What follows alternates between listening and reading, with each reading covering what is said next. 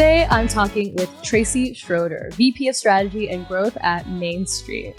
This is such a gem of a conversation. In this episode, we talk about why small business owners need financial tools and education, and how that onus is on us as a fintech industry to provide those services. We talk about the ways that we can build a more empathetic fintech industry, which will lead to better connections with our customers. And we also give some great pieces of advice for folks looking to enter the fintech space, i.e. my fintech curious audience out there. So this is a must-listen episode. And we're also getting into the art of gratitude and the simplicity yet effective way of saying thank you. I hope you enjoy this episode with Tracy Schroeder.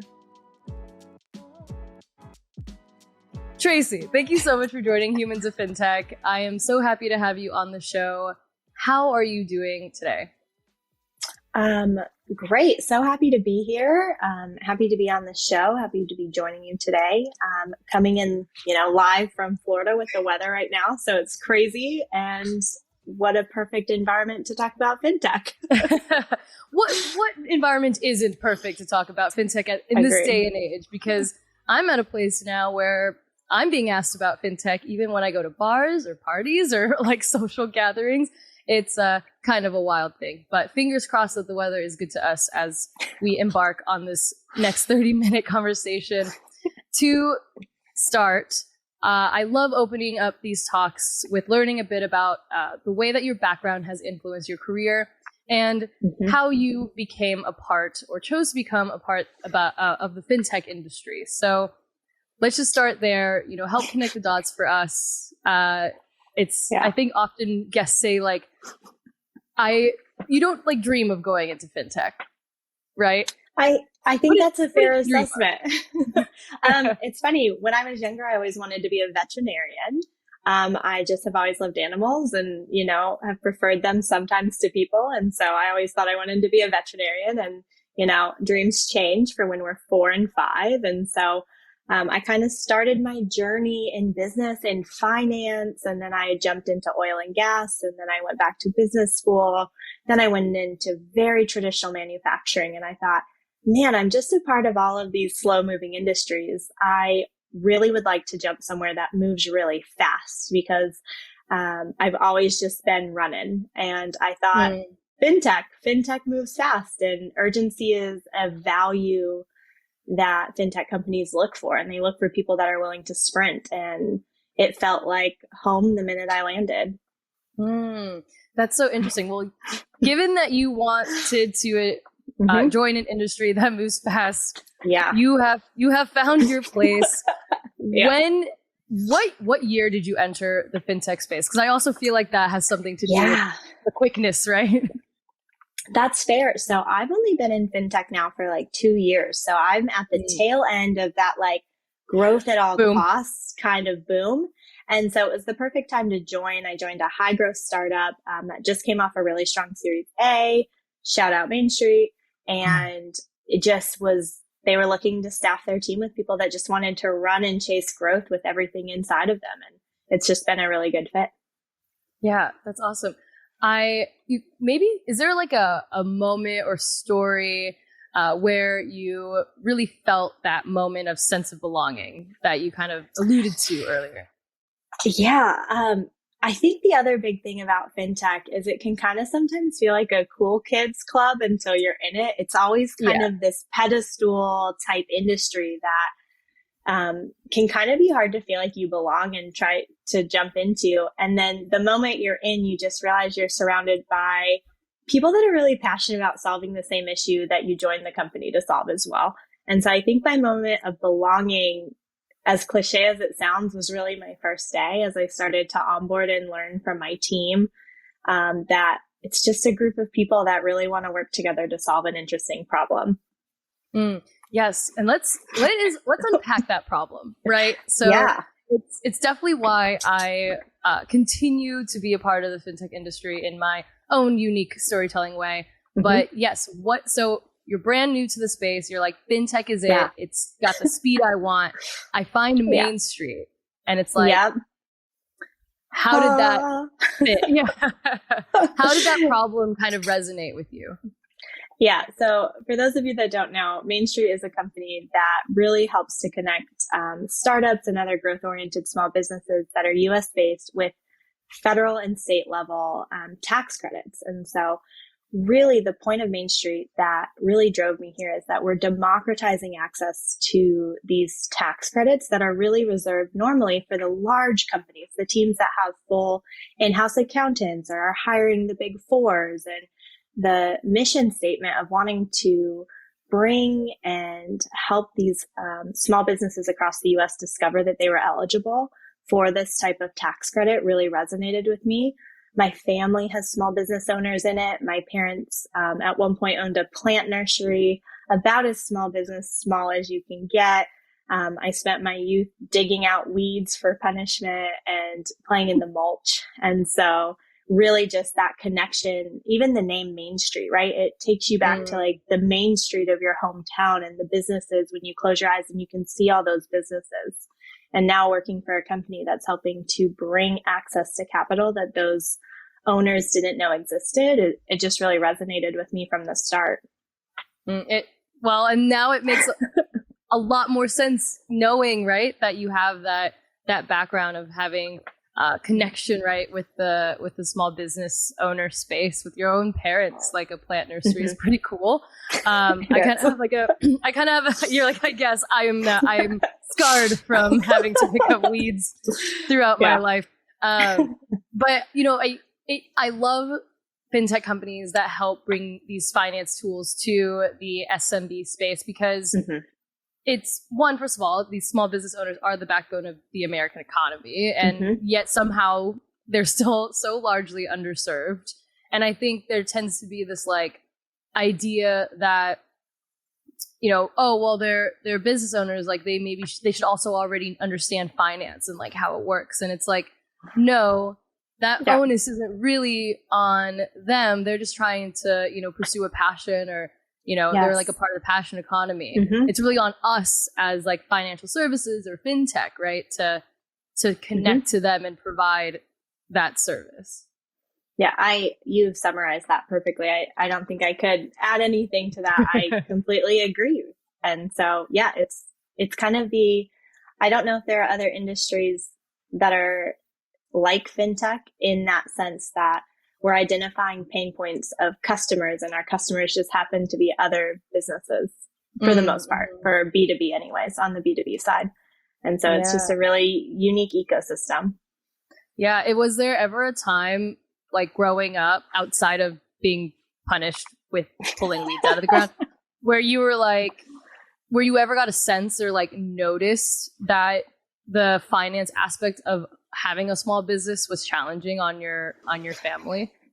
I mean, I don't know if there was a specific pinpoint time outside of, you know, you have to close your books and you have to understand how to work payroll. And if you have an employee, you have to understand how you break their wages out and their taxes out, and you have to calculate everything really carefully. And so thankfully my parents were able to lean on the expertise of their CPA, but if that CPA wouldn't have existed, then they would have had to figure it out on their own. And the cool thing about fintech and the cool thing about MainStreet is we're kind of bringing you a modern day CPA. We're taking all of that tax credit knowledge and we're pinpointing a specific niche in the tax code, and we found our area and we're taking those tax credits and we're spreading the knowledge around. We're bringing that to companies and small businesses across the entire US. And that part is really cool for me.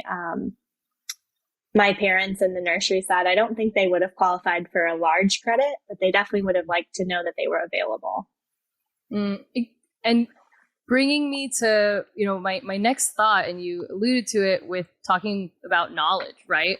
And I think that's a huge piece of it, right? And is kind of back to what I was saying about the onus, right, being on us to help, not only to bring them the tools, but to help them understand, you know, what like these tools actually do and help them with that, right? Well, because typically sometimes our industry will be like, oh, well, we can create one kind of product and then like throw it to as many different businesses as we want, and it'll be all good and they'll figure it out. And it's like, no, they need to actually have an understanding of what like these financial tools do and what financial services is. And I mean, given our kind of our crappy financial education in this country. I mean, it's not like so crazy that you have to educate, a business owner on that. So, I mean, how has that been kind of filling that gap with MainStreet?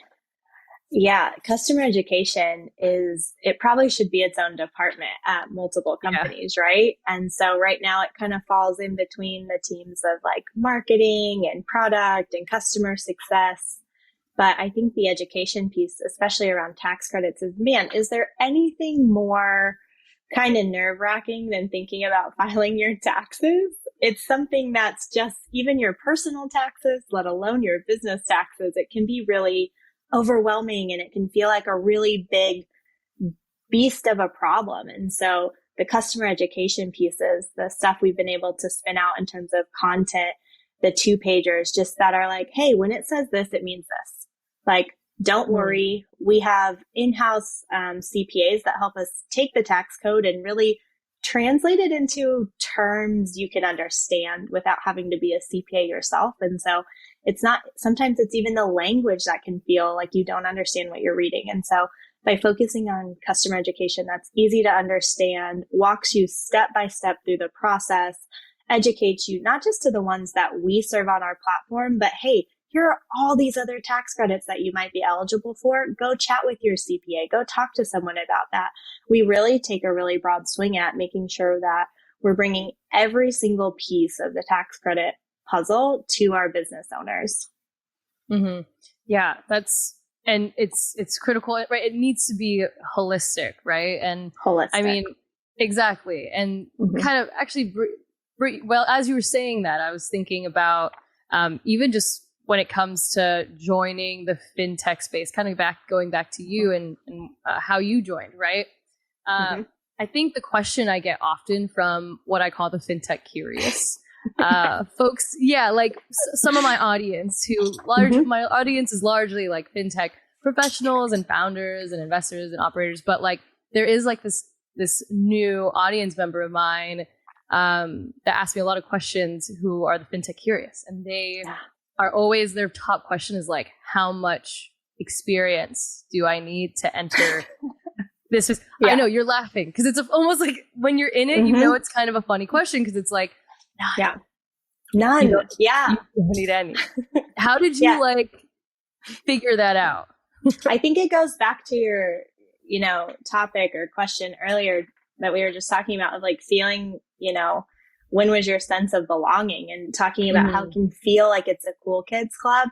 It's really not. I mean, we all have really cool solutions to some really cool problems, but you just got to show up, right? You've just got to be willing to take a chance on yourself and bring that toolkit and those skills that you've developed in any industry and bring those, winning frameworks and attitude into the fintech company that you want to jump into. I really do firmly believe that there are so many skills that are industry agnostic, and as long as you show up with the right attitude and the willingness to learn, you can jump into, anyone can survive in fintech. Mm-hmm. Totally agree. And, you don't necessarily need a finance background or degree. No. You don't need a technology background or degree. You don't need to be an engineer. There's so many other kinds of roles that you can do to work in fintech. And I mean, not surprisingly, the questions I usually get that from are women, right? Largely in my Instagram DMs or my Twitter DMs or my responses to my newsletter. So I mean, would you like tailor advice to the girl in my DMs that's like, I want to make the switch, but I don't know, I'm like nervous or scared, or I don't think, like, do I need another degree? Like, I don't think I'm qualified. And I'm like, everyone on my team will, I'm the first to admit, I usually start my conversations with recognizing I'm from a non-technical background, but then I just jump in and I ask the question. And so I think my piece of advice is don't let that fear stop you from jumping in and asking questions. I mean, we could talk about imposter syndrome all day long. We've all felt it, that it can be super terrifying. It can be overwhelming. Like, am I good enough to be here? Am I smart enough to be here? Man, I don't have an engineering degree. How can I be advising on software? You just have to accept it, hear it and then you just have to push it aside, and you just have to jump in and trust your instinct and that skill set that that you have developed in whatever your career is, that financial aspect, that strategic aspect, that marketing aspect, those customer solution oriented viewpoints that you have. The problems might be unique to the industry, but the solutions are agnostic to industry. And so I think it's just jumping in, trusting your gut, taking that first step, and you're going to be fine. Yeah. Oh my gosh. Beautiful pieces of advice. Well said. Oh man, I already DM'd some people back, so next time I'll just send them this podcast, this episode. Was there anyone in particular who maybe helped you get to this realization? Was there someone that you've worked with so far at MainStreet who's been like a good inspiration on you, or maybe even outside of your company? I think it's kind of a combination. I remember at some point in my life someone telling me that you get the most from the 5 people you surround yourself with or something. And so I really strive to make sure that my circle of trusted advisors are super diverse. I have people that I still chat with from old positions, old bosses, new leadership team members here at MainStreet. The VP that hired me when I first joined is absolutely incredible. Her name is Lena, and she just fosters such a empathetic leadership style that allows you to just really feel at home immediately. Our CEO, Doug, is really similar. I think MainStreet is a little unique in the fact we have a lot of female leadership, and that's a true testament to our CEO's commitment to diversity across the board, especially in leadership roles. And so that also, when you see people that look like you, it's also easier to feel at home, especially in a leadership role at a company. And so that's been helpful. Outside of MainStreet specifically, I talk to friends across multiple industries because, again, the solutions are industry agnostic. And so I have friends that are in pharmaceuticals, that are in public service, that are teachers, that are civil engineers, and they're all facing the same type of issues. It's just, how do you take that winning framework and bring into a solution that's specific to fintech? And it's just really important to surround yourself with people that know you and trust you, and you trust their input, and that can keep pushing you forward.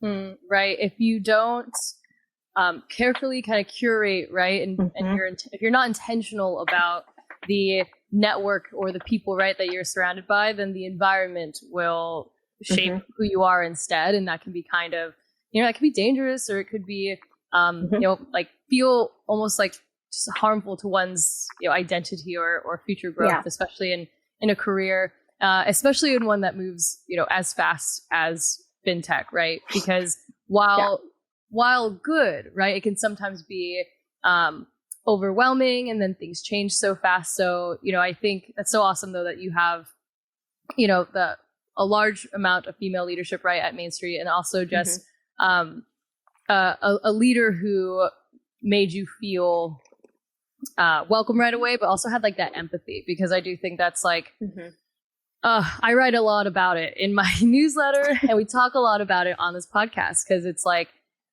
there's still so many people in this industry, alone, that the empathy aspect has to like click still, and not only in the organizations that we're in the companies that we're at, but also the products that we build, right? The design of it, the process of it. And at the end of the day, unless, if women leadership or diverse leadership isn't there, then the products we build and the innovation we promise fail to serve the people it's intended to help, especially small business owners. Man, I'm just going to clap. I mean, there is not a better summation than that. Empathy it's such the EQ side of the equation of like how you can be successful in your career is so underrated, but it's so necessary. And empathy is such a big part of that. And to have leaders that can model empathetic leadership that can still push you towards those wins as a company, but can understand at the same time what people are feeling and what their fears are, if there's uncertainty or if there's doubt, and then can help mitigate that and can get the buy-in from the team, you're just going to continually to, build that employee kind of buy-in across the board, and you're just going to be a better company holistically with that. Exactly.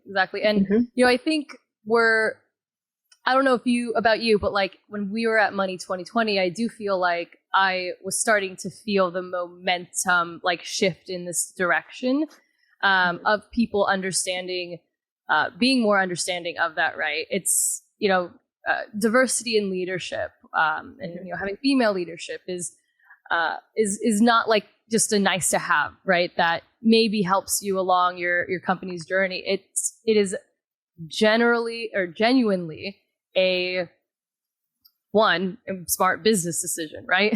Like any research will show and tell you, right, that companies with more diverse leadership have better returns, better profits, et cetera, et cetera. But anyway, so I felt like at Money 2020, we were starting to see, the shift. And I think we're coming to a place where like, it's tough because empathy can feel like, oh, it's just this like emotional thing that sometimes we talk about, but isn't really like a part of the foundation of what we're building. And, but I think the industry's kind of starting to get it and see it as something that is just as important, right, as an algorithm discussion or an infrastructure discussion. Yeah. The ability to just put yourself in the shoes of your consumer, which at the end of the day is really what a base level of empathy is, right? But think about how much better your product could be designed, your customer experience could be designed if from the beginning you put yourself in the same state and you can see the problem and you can feel the way, in our case, that CEO is feeling, how they're feeling overwhelmed, how they don't understand the tax code. And if you can understand that and you can put yourself in their shoes, you can design a better product that enhances their customer experience, that's ultimately solving those pain points and in a way that's connecting emotionally to your consumer. And I don't think there's anything better than if you can connect emotionally while you're also solving a problem for somebody. See, and now I'm snapping and applauding you right back, because that was also, I don't think I could have said it better myself as well. Gosh, it is so, and I think it's so essential in the trends that we're seeing in the industry too. Like another kind of like, I've been seeing it all year and, in my own coverage, but like to just take the Money 2020 event as an example, I do think that there's more discussion also around like actually personalizing to in like the specific niches that we're serving, right? Like back to we're not going to do the one size fits all thing anymore. Like the banks did a great job of that. Maybe we should try better of that. Especially when we have the technology to make these personalizations. And that's what consumers want. They actually want that, and they're like willing to pay a premium for it. Agreed. Which is like so important. And sometimes I still think that message goes like over people's heads, but it's a trend that I think we're going to continue to see, and just it's going to continue to develop, especially as like younger generations gain more wealth and become the small business owner, right? Yeah. Personalization is a nice to have now. And I think as you've predicted, you're going to see it move into the must have category. It takes a little longer to build up front, right? Because the mass blanket is so much easier to build. The personalization takes a little bit longer, but it's going to become the market standard. And if you're already personalizing, you're going to be best in class. And would you rather be best in class or would you rather be market standard? Shit. Sometimes I wonder if I can swear on my own podcast, and I think I can. But that was awesome. I was like, mic drop. Should we just end it here? Anyways, so kind of going into, I love to round out these conversations with on an aspirational note, kind of looking into the future. As we are seeing some of these awesome shifts, but who is, say, and I know it can be hard to pick one person, so you could pick multiple if you'd like, but I'm going to ask if there's one person in fintech who folks should follow or pay attention to, who's really positively shaping the future of our industry. Yeah. So I think it's so funny. It kind of comes back to that personalization. And I think the other side of the personalization coin is community, and how you're building a community that really connects authentically with your customer. And so this is recent. I've been enamored with this person on LinkedIn and Instagram and social for the last 2 months. I've never met her, anything like that. Her name is Janine, I think it's Sue or Sua. And she is an expert in residence on community with Brex right now, but she is a super connector.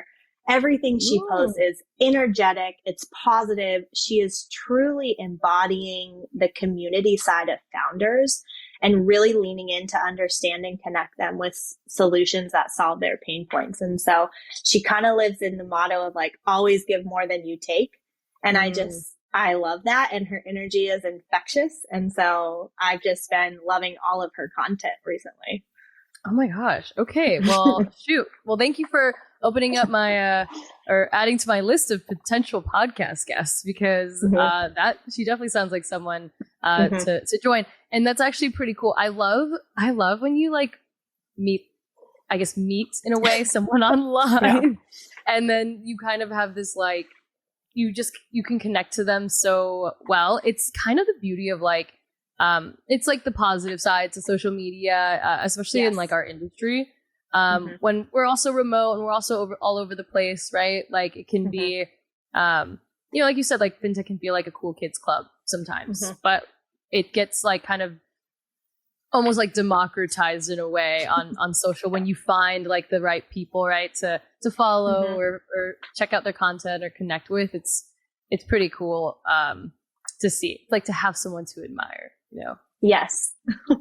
All right. So one of my favorite questions to ask on the show, and I ask all my guests on the show, is if we need to be the change that we want to see, what change do you wish to see in fintech and how will you embody it? Oh gosh, I feel like there's about 100 answers. And the one I'm going to give is completely a recency bias answer.